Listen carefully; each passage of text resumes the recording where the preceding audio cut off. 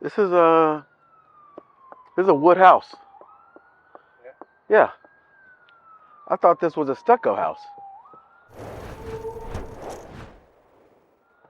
This is not a stucco house. This is a wood framed house in Margate.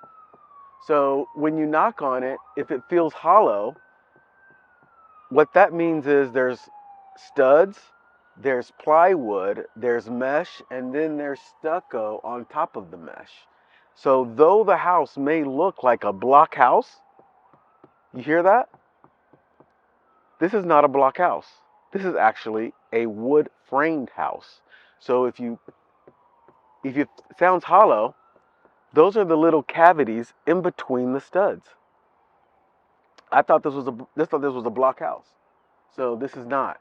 So when you're going to buy a house, one of the easiest ways to know whether it's a block or a brick is to knock on the exterior wall. If it sounds like a little hollow, like you can knock on the door, that house is not a block house. And this is not a block house. This is extremely important to know when you're buying a house. All these columns, this is all wood. This is block. So this part over the house is block. You can see the block down here. You can see the block. You can also see they're going to have major water problems here in the future. I'll let the homeowner know. Whenever you see spalling like this of the paint, and it peeling like this is the very same thing we saw over at Pembroke Pines at that other house where we were, and when we removed the drywall, it was all moldy on the bottom. That's exactly what's going to happen on this house if the exterior is not repainted. And it looks like it hasn't been repainted in a long time. It was a little blue, and then they painted on top of it.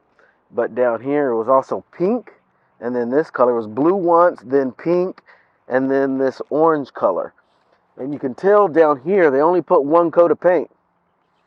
They only put one coat of paint down here, and they didn't put proper primer because they didn't put proper primer even between the blue, the pink, and the orange.